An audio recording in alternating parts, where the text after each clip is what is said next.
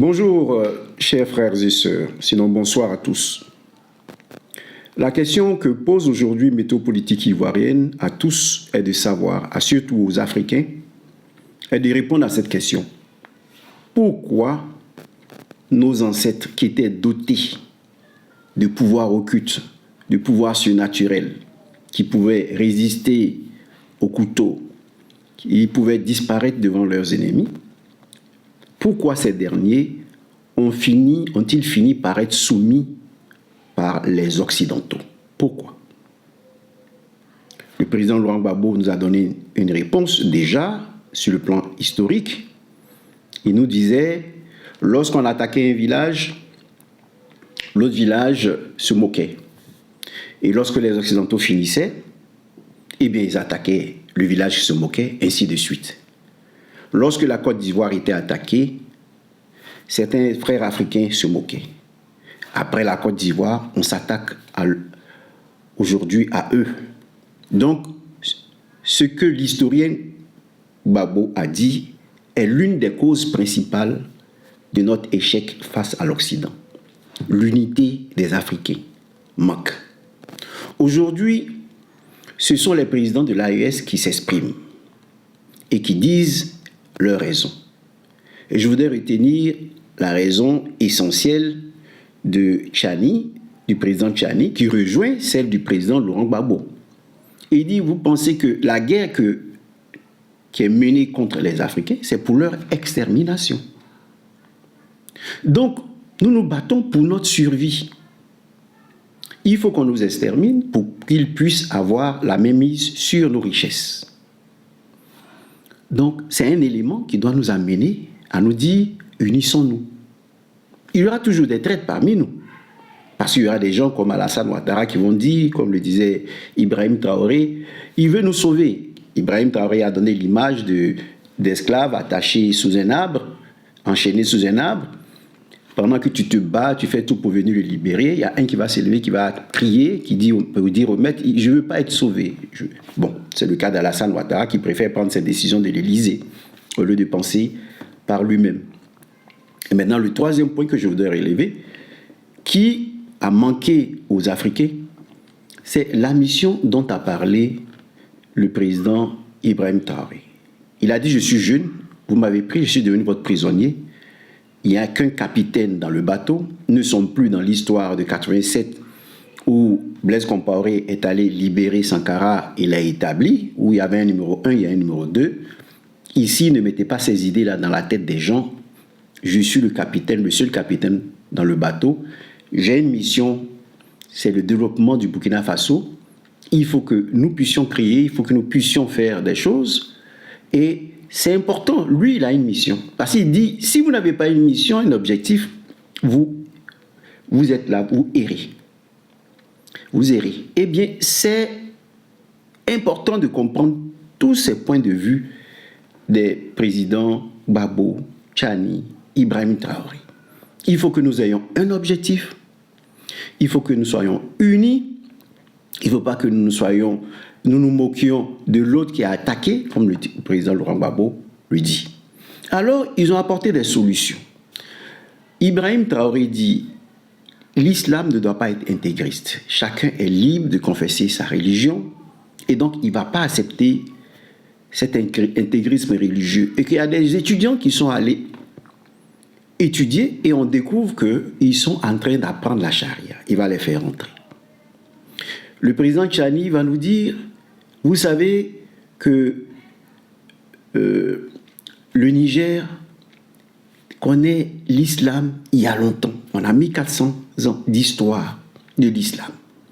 Et que la djihad est finie avec le prophète Mahomet. On ne parle plus de djihad, qui sont 99% de musulmans.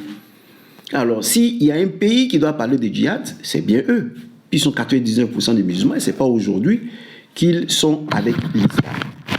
Alors, c'est différents points pour nous dire quoi? Pour nous dire que le combat que mène Alassane Ouattara en manipulant les jeunes qui se font passer pour des musulmans, qui disent qu'ils luttent pour l'islam, pour le Nord, eh bien ce sont des menteurs. Écoutez bien ce qui se passe. Ce sont des menteurs. Donc, le petit de Saint-Denis, le coupeur de tendons, vous êtes des menteurs. Parce que ceux-là disent que cet intégrisme religieux est fait pour vous manipuler, afin que vous vous attaquiez à l'AES. Mais comment des musulmans peuvent-ils aller contre d'autres musulmans? Question. Donc, ils sont là pour les intérêts. Alors, ici, j'ai abordé plusieurs fois le sujet, mais aujourd'hui, je vais vous présenter des vidéos pour comprendre dans quel contexte mondial nous sommes. Les guerres que vous voyez en Iran, que vous voyez en Ukraine, l'Ukraine contre la Russie, l'Iran contre Israël et autres, les guerres qu'ils veulent transférer en Afrique à partir de la Côte d'Ivoire pour combattre l'AES, toutes ces guerres ont une seule origine. Donc, il faut que les Africains comprennent le contexte mondial dans lequel nous sommes pour emprunter une voie où nous serons tous unis. Alors ici, voilà le contexte mondial dans lequel nous sommes. La position de l'islam enseignée par les Arabes n'est pas la position de l'islam que nous, Africains, nous devons adopter. La position du christianisme enseignée par les Occidentaux n'est pas la position du christianisme que l'Africain doit adopter. Donc ici, je vais vous faire voir ce qui se passe, la guerre qui se passe depuis longtemps entre ces différentes communautés. Et l'Afrique doit être comme l'arbitre de tous ces conflits et emprunter un chemin qui sera à l'origine de notre unité pour notre propre survie. Alors, écoutez ce que les Arabes disent et vous allez comprendre la guerre en Israël. Les Arabes vous disent ceci. Je vous présente cette vidéo. A dit, le Mehdi viendra dans ma communauté. Le Mehdi viendra dans ma communauté. En son temps, Allah fera tomber la pluie.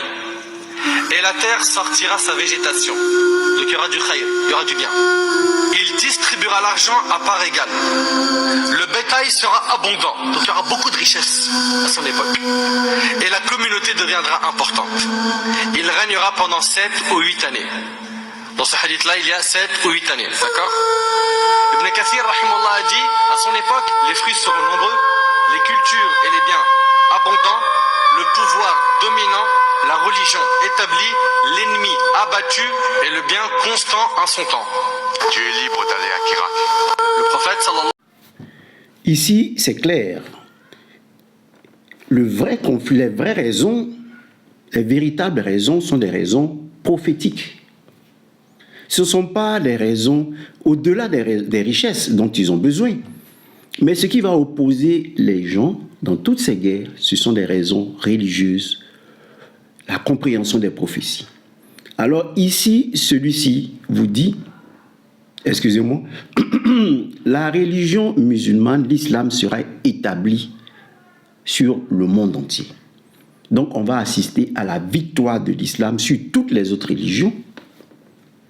Voilà pourquoi certains vous disent, je vous ai montré dans les vidéos, je le fais exprès pour que vous compreniez très bien le monde politique, que lorsque nous allons mourir, on va demander quelle est ta religion, quel est ton prophète, quelles sont tes œuvres.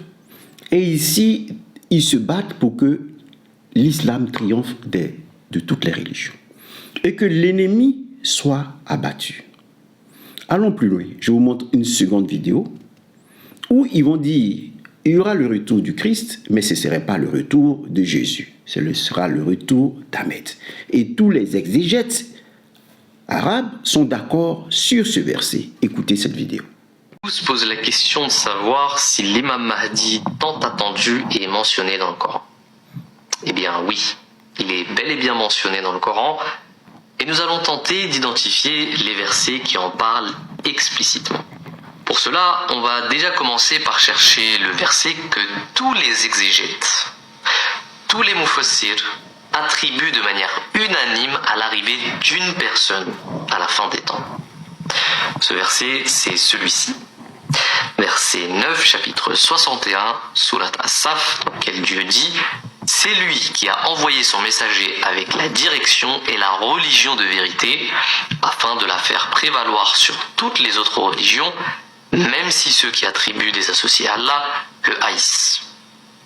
Ce verset, tous les exégètes du Coran, tous les savants acceptent unanimement qu'il s'agit d'une prophétie qui se réalisera à l'époque de la deuxième venue du Messie.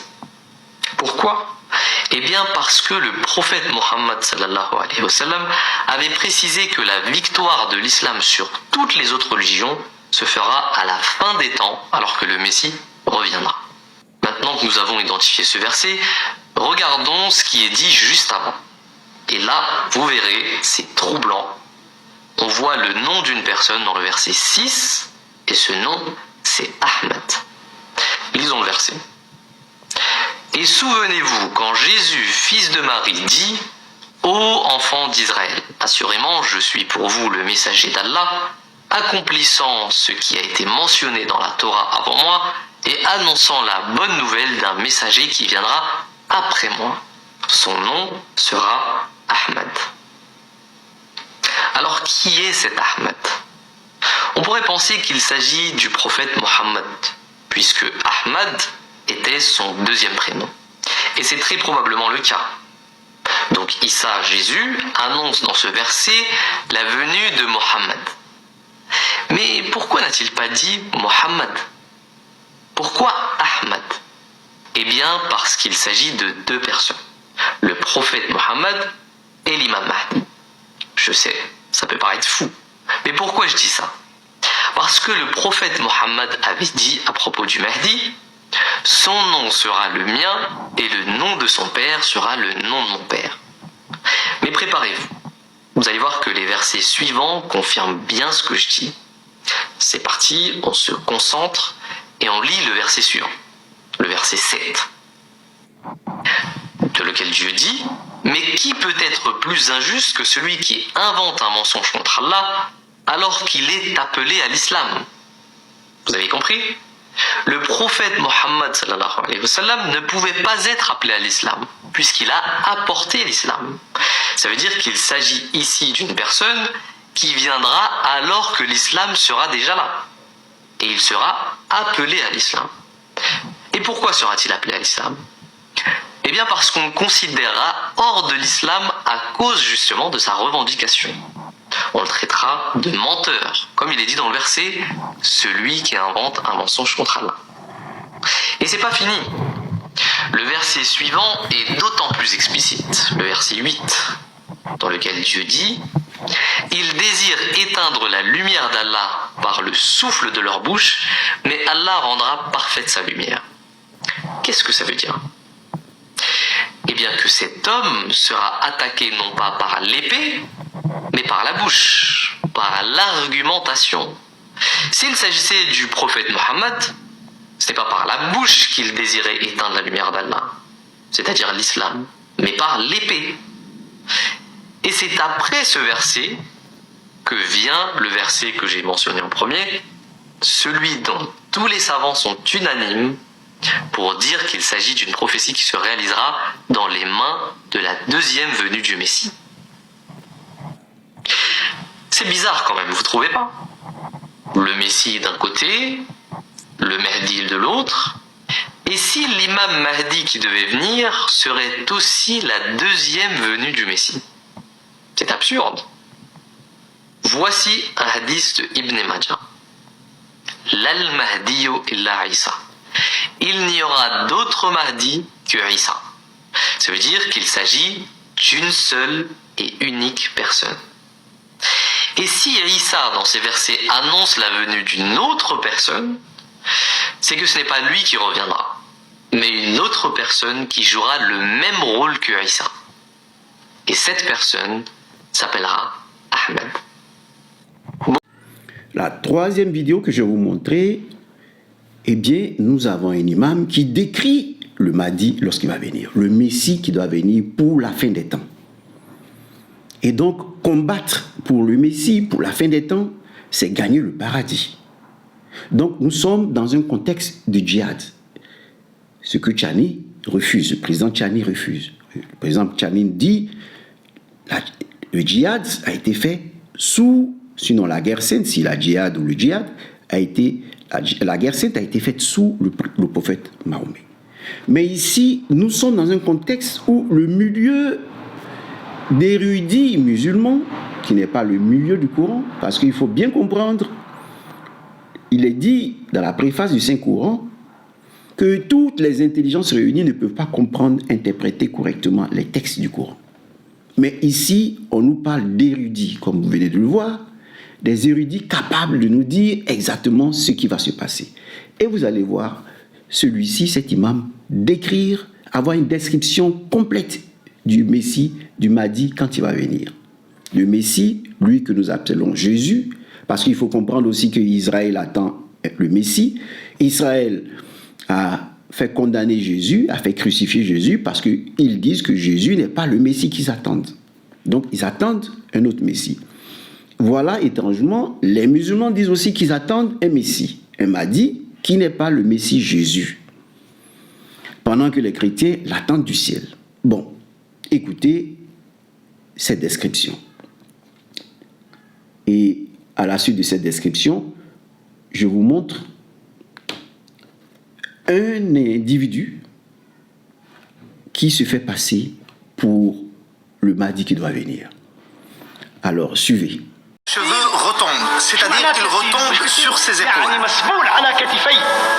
Une noirceur prononcée au niveau de ses cheveux comme sa barbe. J'ai mémorisé sa description plus que la mienne. Sa description, je la connais parfaitement. Que veut dire Ajla Jabha? La partie frontale ici, il n'y a pas de cheveux. C'est-à-dire un peu dégarni. C'est clair? Sur sa joue droite, un point de beauté noir. Et sur son épaule droite, un bout de viande recouvert de poils. Se rapprochant le plus de ceux du prophète, comme entre les épaules du prophète sallallahu alayhi wa sallam. Un écart entre les dents. Cet écart-là. Proche de ceci, de cet écart. Un vide entre les dents et les canines. Ayant un écart entre les dents. Son visage est tel une planète de lumière, par sa beauté et la lumière qu'il dégage. A'yana Akhala. A'yan veut dire les yeux larges. Akhala veut dire sans noircir le contour de ses yeux. Ses sourcils du haut et du bas sont bien noirs. La création du Seigneur des mondes. Azadj au niveau des sourcils. Azadj qui ne veut pas dire relier. Azadj veut dire séparer. C'est-à-dire qu'il a les sourcils bien prononcés et noirs, sauf qu'entre les deux, il y a un espace comme pour la lettre Noun. Ashnab, qui ne veut pas dire qu'il a une moustache. Ses dents sont blanches sans qu'il ait besoin de dentifrice. C'est ce que veut dire Ashnab, c'est-à-dire une blancheur prononcée des dents. Darbun parmi les hommes. Ce que veut dire Darb, Darb ça veut dire un homme sans obésité, c'est-à-dire qu'il n'a pas de gros bide comme ça, un balcon comme ça, vous voyez. Il n'y a pas de bide, c'est pas un tapeur de mansaf cet homme. Non, ayant un écart entre les deux cuisses. Parce qu'il est svelte, entre ces deux cuisses, il y a un espace. La description que le prophète sallallahu alayhi wa sallam a citée, qui le verra croira qu'il est issu des enfants d'Israël. Pourquoi? Car sa couleur est blanche et mélangée à de la noirceur. Le prophète sallallahu alayhi wa sallam était blanc mélangé à de la rougeur. Lui non, il est basané. Il est décrit de cette manière. Et un autre des critères, il a une lenteur au niveau de la langue. S'il est ralenti dans son discours, il frappe de sa main droite sur sa cuisse droite. Puis il explose de paroles. Al-Mahdi, ses cheveux retombent. C'est-à-dire qu'il retombe. Maintenant, je vous montre celui qui dit qu'il est le Mahdi qui doit venir, le Messie qui doit venir. Écoutez-le.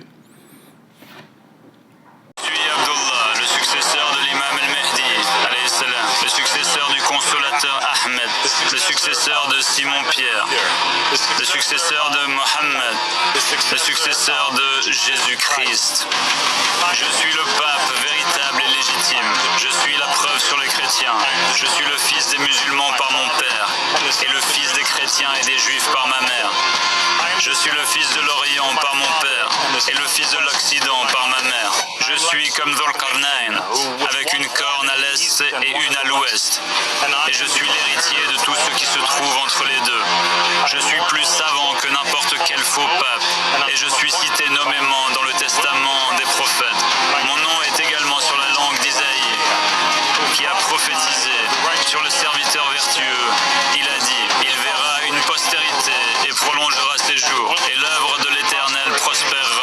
ses mains. Face à toutes ces prophéties, Israël va dire, nous menons une guerre existentielle. C'est-à-dire, ces gens veulent nous abattre. Et comme ces gens veulent que l'ennemi soit abattu, nous allons mener une guerre existentielle. Alors, eux aussi, ils vont aller fouiller et trouver que la guerre de Gog-Magog sera menée par la Russie pour venir à bout d'Israël. Donc, vous comprenez la guerre de Zelensky, la guerre par procuration de Zelensky contre la Russie. Pendant ce temps, vous comprenez la guerre des États-Unis et d'Israël contre l'Iran, qui est vue comme une menace pour l'existence d'Israël. C'est-à-dire, on voit déjà dans les prophéties que l'Iran donc va détruire Israël. Alors, il faut éviter la destruction d'Israël. Mais pendant ce temps, je ne dis pas les bons juifs, les faux juifs vont aller mener une guerre contre la Russie en ayant une interprétation, je vous dis, erronée des Saintes Écritures. Parce que j'ai écrit là-dessus. J'ai pris le temps d'écrire là-dessus. Voilà, j'ai écrit là-dessus, le Messie attendu par Israël, j'ai pris le temps d'écrire là-dessus. Donc ici, c'est une interprétation erronée de la guerre de Gog-Magog. Et l'Ukraine va se mettre en avant pour chercher à faire tomber la Russie, parce qu'il est dit dans les Saintes Écritures, les érudits hébreux, certains dans le Talmud disent, la Russie va mener une guerre contre Israël, pour détruire Israël. Écoutez cela. Écoutez la guerre de Gog-Magog. Dieu fera bientôt tomber un jugement sur un certain nombre de nations en les rassemblant pour une invasion massive d'Israël, plus précisément dans les montagnes d'Israël. Il est prophétisé que Dieu fera bientôt tomber un jugement sur un certain nombre de nations en les rassemblant pour une invasion massive d'Israël, plus précisément dans les montagnes d'Israël en Cisjordanie. La Russie dirigera ces nations, parmi lesquelles se trouveront l'Iran, la Turquie, le Soudan, la Libye et beaucoup d'autres. Sous la direction de la Russie, elles formeront une grande coalition qui aboutira à leur destruction totale suite à une intervention divine. Cette intervention de Dieu sera l'une des plus grandes manifestations de jugement divin de toute l'histoire. Ainsi, nombreux sont ceux qui se tourneront vers Dieu, car ils prendront conscience qu'il existe réellement. C'est une des dernières prophéties qui doit s'accomplir avant que l'enlèvement de l'Église se produise. Vous avez vu? Donc, face à ça, vous comprenez les origines de la guerre en Iran. C'est-à-dire qu'il faut détruire l'empire musulman qui possède des armes nucléaires, qui peut détruire Israël. Vous comprenez la Russie, il faut détruire la Russie pour ne pas que la Russie vienne faire disparaître Israël. Donc Israël repose sur l'interprétation des Écritures. Les Arabes reposent sur l'interprétation des Écritures. Mais est-ce que cette interprétation est réelle? Voilà la question qu'il faut se poser. Et maintenant, nous interrogeons un érudit hébreu, juif, qui est assez pondéré et modéré, et il va vous dire les différentes versions, les différentes interprétations qu'on peut faire de la guerre de Gog-Magog. Écoutez-le. Gog ou Magog. La guerre, on va dire ça, la guerre de Gog ou Magog, qui a été traduite d'ailleurs dans plusieurs religions, aussi bien dans l'islam aussi que le christianisme, Armageddon. Cette guerre de la fin des temps est considérée, en tout cas dans la Torah, comme étant, d'une certaine façon, une réunification de toutes les générations qui passeraient enfin à la caisse. C'est-à-dire que chaque génération est empreinte de personnes qui viennent au monde et qui partent de ce monde et qui rendent des comptes. Tout ce qui se passe après la mort est très souvent lié à l'échelle individuelle. Chacun de nous, nous faisons juger devant le trône, pour le meilleur comme pour le pire, selon le mérite qu'on aurait pu acquérir pendant notre existence sur Terre. La fin des temps, la guerre de Gog ou Magog, c'est l'apogée des nations du monde à travers toutes les générations. Par exemple, le Rizal nous dit que la génération de la guerre de Gog ou Magog, qui n'est pas forcée d'arriver, la guerre de Gog ou Magog, c'est un couloir qui pourrait être pris ou évité, mais qui, dans les deux cas de figure, est traduit comme étant une guerre destructrice, qui risquerait de laisser qu'un seul tiers de l'humanité, qui vivra verra, et qui a pour but de régler des comptes, c'est-à-dire le dévoilement divin. Comment ça va se passer? Il y a eu beaucoup de commentaires, chacun amène ses opinions sur le sujet. Nous avons pas mal de prophètes comme Yecheskel, comme Tsephania et bien d'autres qui nous parlent de cette fameuse guerre de Gog ou Magog, qui se résume avec les nations du monde qui monteront tous contre Israël.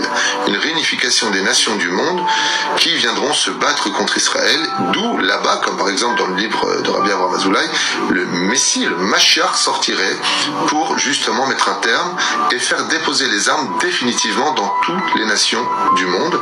Et la terre entière sera après cette guerre remplie de shalom, de paix, d'abondance, mais surtout de vérité.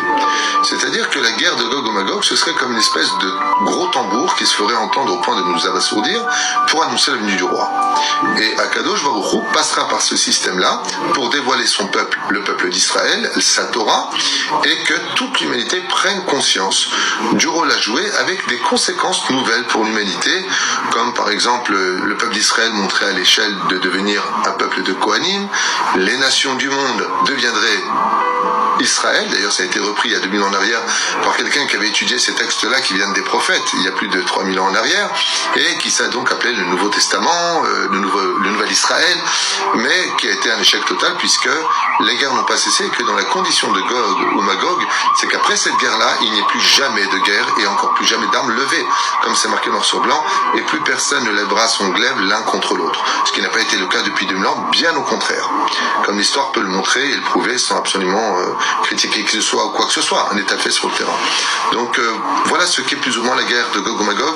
On dirait plutôt que c'est le tambour qui remettra un petit peu toutes ces personnes qui ont cru qu'on pouvait se lâcher à toutes ces passions, toutes ces pulsions animales, d'aimer qui je veux, quand je veux, où je veux, de prendre ce que je veux, de penser qu'en d'autres termes, il n'y a pas de maître, de créateur du monde et qu'il n'y a pas de propriétaire de la terre. La guerre de Gog ou Magog vient malheureusement ou heureusement donner un coup de Karcher de façon générale, avec une guerre peut-être thermonucléaire ou pas, je n'en sais rien. Le Chafetz Chaim disait que ce serait une guerre de fratricide entre nous les Juifs. Ce sera un moment fait de cette façon-là. D'autres ont donné d'autres explications qui sont beaucoup plus pacifistes qu'une guerre terrible des nations du monde. Ce que je sais, c'est que Bezrat Hashem, beaucoup d'encre ont été versées sur ce sujet-là, mais qu'en réalité, ils finissent par dire à la fin, personne ne sait réellement.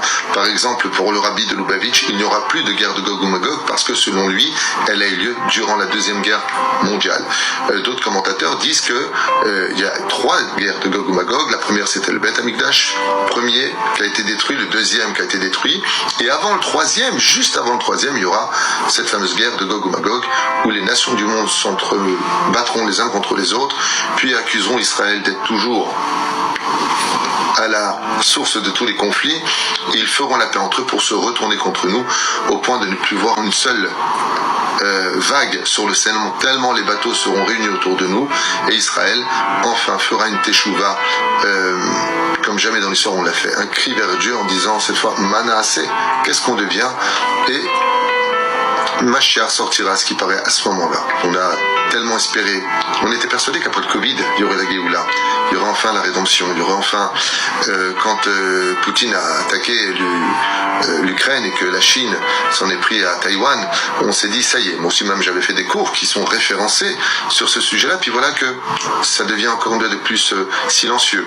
Alors est-ce que cela veut dire que Dieu y renonce, ou est-ce une mise en garde en disant regardez ce qui s'est passé, ce n'était qu'un échantillon? Je ne sais pas. Moi ce que je pense c'est qu'on devrait, au lieu de s'intéresser à la guerre de Gog ou Magog, si si elle arrive ou pas et qu'est-ce qu'elle en viendra, je pense que le plus important est de savoir comment on va passer la journée d'aujourd'hui à mieux s'entendre les uns les autres et à plus servir le Créateur du monde. Je pense que c'est là qu'est notre guerre de tous les jours de Gog ou Magog, et de faire, Dieu fera ses plans de toute façon avec ou sans notre accord. Mais en tout cas, si elle annonce ce qu'elle annonce, ça fait un bain de sang assez important, et j'espère que Bezrat Hashem, on pourra remplacer ce bain de sang par beaucoup plus de sourire, parce que c'est tout ce qui manque à cette humanité. La compassion, de l'empathie, de l'erpatiout, on dit en hébreu, aussi bien chez nous que chez les non-juifs, avoir un peu plus de considération les uns pour les autres, surtout dans cette pauvreté par laquelle énormément aujourd'hui de familles passent. Pour eux, la guerre de Gog ou Magog, ce serait peut-être une libération, tellement les gens souffrent dans notre génération. Bezrat Hashem, si on attend le Messie pour nous sauver de la guerre de Gog ou Magog, il faut que chaque être sache qu'il est une partie du Messie. C'est-à-dire qu'en chacun de nous, il y a le potentiel de redonner vie à l'autre, en lui évitant sa guerre de Gog ou Magog qu'il subit à l'échelle individuelle. Et cette guerre-là, elle est à proximité de chacun de nous, tandis que l'autre, qui vivra, verra. Merci beaucoup, Rav. Quand vous avez fait le tour de toutes ces questions, et que dans votre pays, au Niger, il y a un extrémisme musulman, ou au Burkina Faso, il y a un extrémisme musulman, ou en Côte d'Ivoire, il y a un extrémisme musulman, sachez que les Occidentaux font cela, suscitent cet extrémisme pour pouvoir vous détruire. Parce qu'à la fin, on va dire, oui, vous êtes avec l'Iran, vous êtes avec tel monde arabe, alors que les Arabes, entre eux-mêmes, ne sont pas d'accord sur le califat mondial. Vous voyez, pour eux, il y aura un calife, parce que ce Messie, ce Mahdi, sera un calife de tous les musulmans. C'est-à-dire celui qui va diriger l'islam et assurer la victoire de l'islam sur toutes les religions. Mais ils ne sont pas d'accord là-dessus. Voilà pourquoi, vous voyez le Koweït, l'Arabie saoudite combattent l'Iran aux côtés des États-Unis d'Amérique. La Turquie aussi se dit le califat sera à nous, ainsi de suite. Alors, nous les Africains, les gens suscitent l'extrémisme dans le cœur de nos jeunes, des jeunes musulmans. Pourquoi? Pour nous détruire. Parce qu'après, ils vont séparer le monde en 3 blocs. C'est-à-dire le bloc de ceux qui mènent la guerre contre Israël, guerre contre Gog et Magog. Le bloc des musulmans qui disent que l'islam doit triompher de tout, ce sera la religion parmi toutes les religions. Donc, Ouattara dit qu'il mène une guerre sainte en Côte d'Ivoire, et ainsi les imams mal éclairés, ignorants, le suivent. Et ils vont contre d'autres musulmans. Vous voyez? Donc ici, si nous n'avons pas une direction, nous n'avons pas un chemin, eh bien nous ne réussirons pas. Voilà la raison fondamentale pour laquelle nous, Africains, panafricains, nous avons fini par être soumis par les Occidentaux. Parce que nous n'avons pas une direction. Ce n'est pas le fait de se recroqueviller dans notre religion traditionnelle qui feront que nous allons être sauvés. Non. C'est le fait de comprendre quelle est la mission que nous assignons. C'est important. Si moi je retourne à ma religion d'Ida, l'autre retourne à sa religion vaudou, je ne sais rien du vaudou. Je ne sais rien des autres religions, des autres traditions. Je ne sais rien. Qu'est-ce qui peut nous unir? C'est ce que le président Laurent Gbagbo dit en Côte d'Ivoire. La loi, le respect du droit. Nous sommes musulmans, nous sommes chrétiens, nous sommes protestants en Côte d'Ivoire. Tout le monde doit respecter la loi. Tout le monde doit respecter la loi. C'est de cette manière que nous serons sauvés. Que nous allons faire un bloc. Ibrahim Traoré dit, comme vous, les Burkinabés, vous aimez courir vers le développement, je vais vous donner le développement. Mais il faut que vous respectiez cela. C'est un but que nous devons atteindre. Gare à celui qui se met au travers de mon chemin, parce que vous avez pris ma jeunesse et je ne veux pas que quelqu'un vienne empêcher ce développement que vous voulez tous. Chani nous dit, attention, on veut nous exterminer, faisons attention. Donc, le président Gbagbo nous dit, moi je me lutte pour que, lorsque je vais passer en tant que noir, on dit c'est un noir, c'est un homme. Ce n'est pas une race noire, c'est un homme, il fait partie de la race humaine. Les races ont été inventées par des gens pour mettre la race inférieure, la race supérieure. Mais ici, nous appartenons tous à la race humaine. Il y a une race humaine, il y a l'espèce animale, il y a la race humaine, l'espèce humaine. Vous voyez? Donc, c'est pour cette raison que nous nous battons. Il y aura toujours des traîtres parmi nous. Même Jésus a eu Judas comme traître. Il y aura toujours des traîtres parmi les Noirs, parce qu'il y a des gens qui vont penser seulement à leur vente. Mais si nous voulons être unis, éviter cela, alors évitons tout extrémisme religieux. Vous voyez? Et je vous explique ce que Jésus, non le christianisme occidental, ce que Jésus dit de tout ce qui a été dit par les musulmans, par les arabes, par les chrétiens, par les juifs. Je vais vous dire cela dans ma seconde vidéo, ma vidéo spirituelle. Parce que, comme je l'ai dit, j'ai écrit là-dessus. Le Messie attendu par Israël. Alors là, je vous dis quelle est la position à adopter pour sortir de tous ces conflits-là, pour rencontrer Dieu vraiment. Ce n'est pas en se battant pour la victoire d'une religion que nous gagnons le ciel. Non. Non. Ce n'est pas en assassinant, en exterminant les autres peuples que nous gagnons le ciel. Non. Comme Ibrahim Traoré, président Ibrahim Traoré le disait dans son discours, l'islam interdit même qu'on tue le moustique. Parce que c'est une religion de paix. Et quand même on demande d'enlever les ailes du moustique, de l'éloigner, au lieu de tuer le moustique. Pour vous dire un peu ce qu'est la religion musulmane pure. Mais on vous manipule pour vous engager dans des guerres de destruction. Et si l'Afrique suit soit un groupe parmi tous ces groupes, eh bien nous serons l'ennemi des autres. Ils vont en profiter, se mettre ensemble pour nous éliminer, pour prendre nos richesses. Vous voyez? Parce que eux, comme le disait Tchani, même s'ils sont en conflit, vous avez l'uranium qui est envoyé en Russie pour être traité pendant la guerre. Et puis, vous avez l'Ukraine qui sert de courroie pour alimenter en gaz les pays européens pendant qu'ils faisaient la guerre. Il y a des éléoducs qui traversent, qui partent de la Russie, qui traversent l'Ukraine pour alimenter l'Europe. Mais là, on laisse passer le gaz et autres, le pétrole, et on se bat. Ce que nous, Africains, ne sommes pas capables de faire. Donc, il faut que nous soyons capables de respecter les religions des uns et des autres. Être panafricain, ce n'est pas, disons, détruire les autres religions ou faire des autres religions des ennemis. Non, nous sommes au niveau de la raison et de la science. Et objectivement, nous pouvons savoir ce qui est bien pour nous tous. Ce qui est bien pour nous tous, c'est la loi, comme le dit le président Laurent Gbagbo. C'est lutter pour ne pas qu'on nous extermine. C'est lutter pour notre développement. Ça, c'est bien pour nous. Maintenant, Dieu, c'est chacun qui le rencontre. C'est de cela que nous allons parler dans la vidéo spirituelle que je vais vous présenter maintenant. Tout juste après celle-là, vous aurez la vidéo spirituelle. Merci et bonne soirée à tous.